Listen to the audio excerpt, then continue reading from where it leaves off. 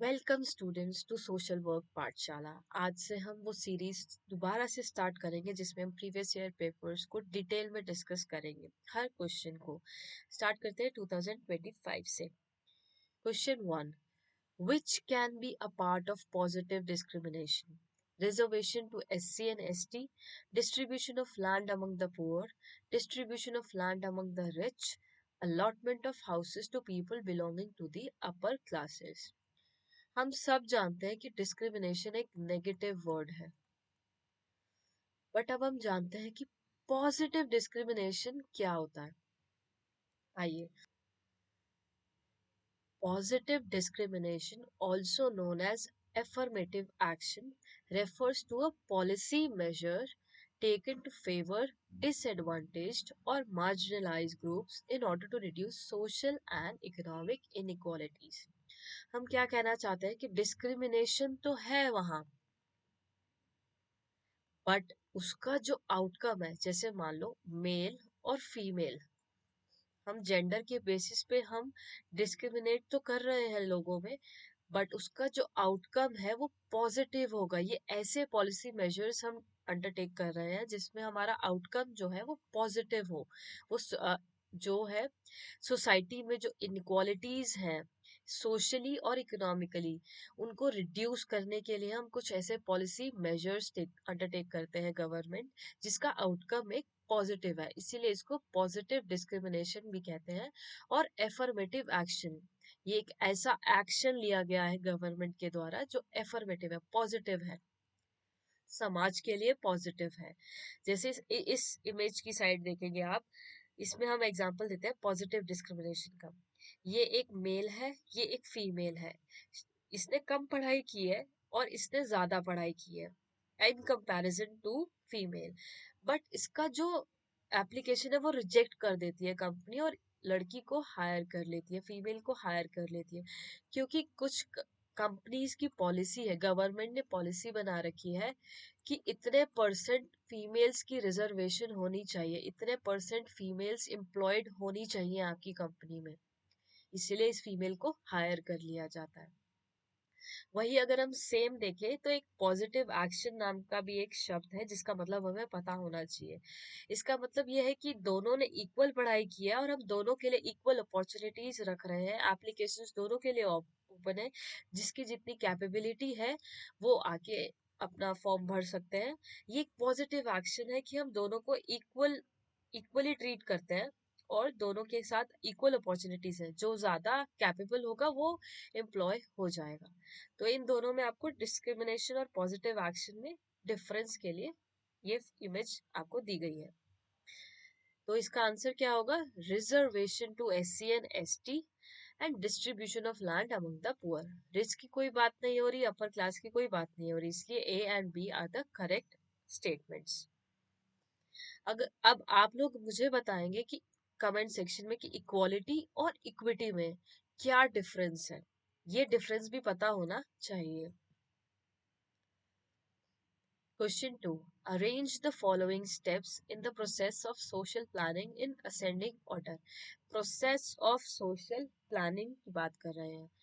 Formulate a plan of action. Indicate factors and determine the social, economic and political conditions. Determine the tools, techniques and implement. Make an assessment plan. Determine priorities. अगर हम इस question को solve करना चाहते हैं तो पहले हम रूल आउट करेंगे जो ऑप्शंस हमारे लिए सही नहीं लग रहे हैं हमें। सबसे पहले हम देखेंगे कि सी वाला ऑप्शन यहाँ पे 2 बार दिया गया है। C, determine the tools and technique and implement. हम ये सबसे पहला स्टेप तो हो ही नहीं सकता ना कि हम सबसे पहले tools and techniques he implement कर दें। प्लानिंग में टूल्स तो सबसे लास्ट बाद में आएंगे।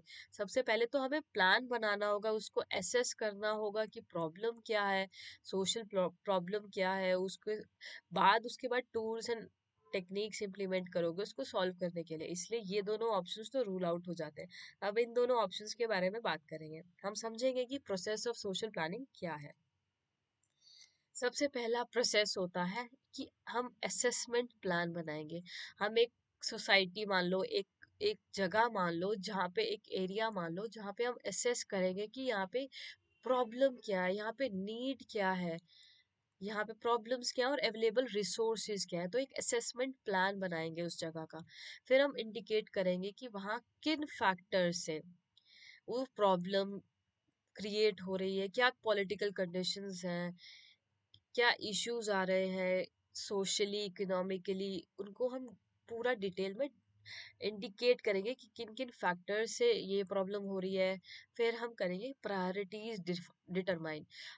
एक एक सोसाइटी में, एक एरिया में ज़रूरी नहीं है कि सिर्फ एक ही प्रॉब्लम हो, मल्टीपल प्रॉब्लम्स होती है एट अ सिंगल टाइम। तो उस सिंगल टाइम पे हम किस चीज़ को सबसे ज़्यादा प्रायोरिटी दें, ये सबसे पहले हम डिटरमाइन करेंगे। वो एसेस करने के बाद और सिचुएशनल एनालिसिस करने के बाद हम डिटरमाइन करेंगे।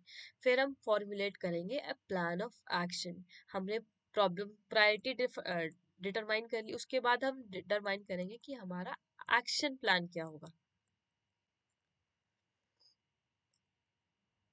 हमारा स्टेप 1 क्या होगा उस प्लान में, स्टेप 2 क्या होगा उस प्रॉब्लम को सॉल्व करने के लिए, वो हम डिटरमाइन करेंगे। फिर हम टूल्स एंड टेक्निक्स को इम्प्लीमेंट करेंगे। ये जो हमने प्रोसेस डिटरमाइन किया है, इसको हम सॉल्व करने के लिए हर स्टेप पे कुछ टूल्स एंड टेक्निक्स को इम्प्लीमेंट करना होगा, वो हम डिटरमाइन करेंगे। So the answer is D, B, E, A and C. Make an assessment plan, indicate factors and determine the social, economic and political condition। determine factors determine करेंगे कि क्या है हमारी प्रॉब्लम्स आ रही है सोशली, इकोनॉमिकली और political conditions की वजह से, क्या फैक्टर्स हैं कि वो, हाँ, वहाँ पे अफेक्ट कर रहे हैं उस एरिया को। फिर हम करेंगे डिटरमाइन प्रायोरिटीज। फिर हम फॉर्मुलेट करेंगे प्लान ऑफ एक्शन और determine the tools and techniques and implement करेंगे उस प्लान ऑफ एक्शन को। Next question. Selecting every 10th name in a list is an example of quota sampling, systematic sampling, lottery methods and Tippett's methods। सबसे पहले समझते हैं कि systematic, इसका answer है सिस्टमैटिक सैम्पलिंग। अब समझते हैं कि सिस्टमैटिक सैम्पलिंग क्या होता है। सिस्टमैटिक सैम्पलिंग, ये हमारा पॉपुलेशन है, हमारे पास 12 लोगों का एक पॉपुलेशन है। अब हमारे को ये कहा गया है कि एवरी फोर्थ पार्टिसिपेंट को हमें सिलेक्ट करना है। इस 12 की पॉपुलेशन में हर चौथे आदमी को हमें सिलेक्ट करना है, इरिस्पेक्टिव ऑफ एनीथिंग हमें उसे सिलेक्ट करना है। तो ये एक सिस्टम सेट है, सिस्टम सेट है सैम्पलिंग करने का। ये इस पॉपुलेशन में सैंपल निकालने का हमने एक सिस्टम सेट कर दिया, इसलिए इसको बोलते हैं सिस्टमैटिकली हम उसको रैंडमली सिलेक्ट कर लेंगे। इसलिए फोर्थ, एट्थ एंड ट्वेल्थ को सिलेक्ट करके हमारा ये सैंपल बन जाएगा। फोर्थ, एट्थ और ट्वेल्थ, ऐसे ही कितने भी न्यूमरस हो सकते हैं, बट एक सिस्टम सेट हो जाए जब कि हर चौथे आदमी को सिलेक्ट करना है, हर फिफ्थ आदमी को सिलेक्ट करना है, तो उसको बोलते हैं systematic random sampling. Question. The adjustment of one's behavior to align with the norms of group refers to influencing tactics, conformity, pressure और cultural lag। अब इस क्वेश्चन का आंसर देने से पहले हमें इसे क्वेश्चन को समझना होगा। एक एग्जांपल के थ्रू समझते हैं। मान लो ये आपका एक ग्रुप है, ग्रुप ए। इस ग्रुप में बहुत सारे लोग हैं, सबका बिहेवियर, सबका बैकग्राउंड अलग है, बट एक ग्रुप ए का एक सेट ऑफ नॉर्म्स है, सेट ऑफ प्रिंसिपल्स है, सेट ऑफ बिहेवियर है जिसके थ्रू वो जाना जाता है।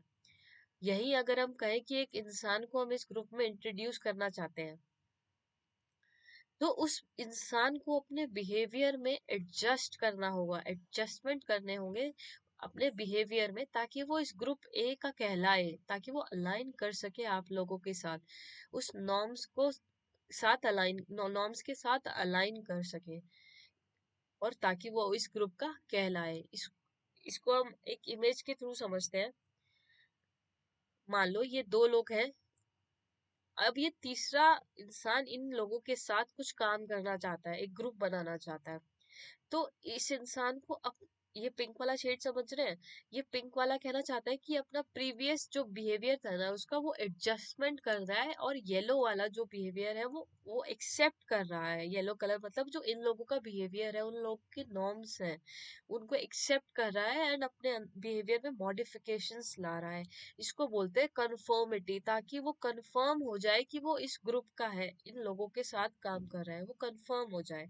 Group conformity refers to the phenomena where individuals adjust their attitudes, beliefs, and behaviors to align with those of a group. Group के साथ अलाइन होने के लिए अपने एटीट्यूड में, अपने बिलीव्स में और बिहेवियर्स में एडजस्टमेंट चेंजेस करने पड़ते हैं। इसी को बोलते हैं ग्रुप कन्फर्मिटी, ताकि वो कंफर्म कर सके कि वो इस ग्रुप का पार्ट है। Answer is conformity. Next question. Question. Under the Societies Registration Act 1860, a memorandum of association does not incorporate. ये पूछ रहे हैं कि क्या क्या सोसाइटीज रजिस्ट्रेशन एक्ट 1860 में क्या क्या नहीं आता है। Name of society, certified copy of rules and regulations by only one governing member, address and occupation of governors, objects of society. इसका करेक्ट आंसर है certified copy of rules and regulations by only one governing member. ऐसा नहीं होता है कि सिर्फ set set of rules and regulations कोई भी एक आदमी गवर्निंग मेंबर नहीं सेट करता है, ये ग्रुप में होता है। सारे मेंबर्स सेट करते हैं उन रूल्स को, कोई सिंगल आदमी नहीं करता, इसलिए ये मेंशन नहीं है। क्या क्या मेंशन है? नेम ऑफ सोसाइटी, ऑब्जेक्टिव्स, क्या ऑब्जेक्टिव्स है उस सोसाइटी के, name, address and occupations of the governing body, managing committee, registered office address, rules and regulations of the society. कोई भी, इसलिए ये कोई भी एक मेंबर को का गवर्निंग मेंबर का रूल्स एंड रेगुलेशंस कभी मायने नहीं रखते। ग्रुप में जो डिसाइड होता है, सोसाइटी के सब मेंबर्स जो डिसाइड करते हैं उसी को रूल्स एंड रेगुलेशंस को एक्सेप्ट किया जाता है। So thank you for today. हम आगे और वीडियोस बनाएंगे। See you in the next video. Thank you.